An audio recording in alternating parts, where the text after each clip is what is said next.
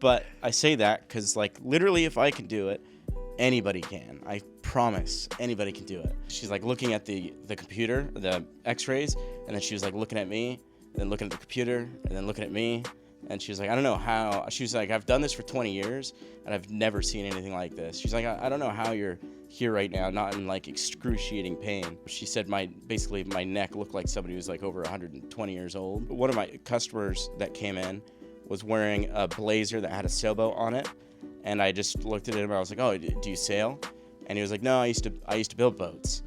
And I was like, oh, that's super cool. My dream is to sail around the world. And this guy's like 90 years old, and he like stops and he looks around and he was like, well, what are you doing here?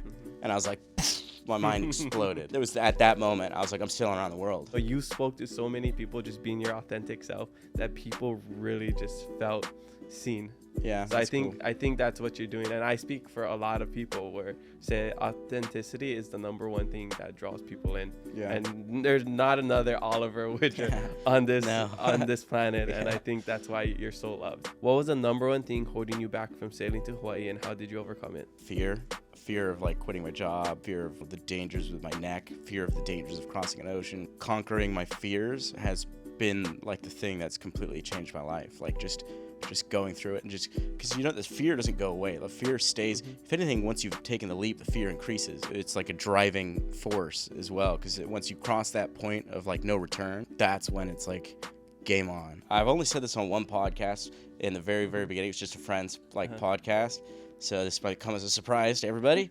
But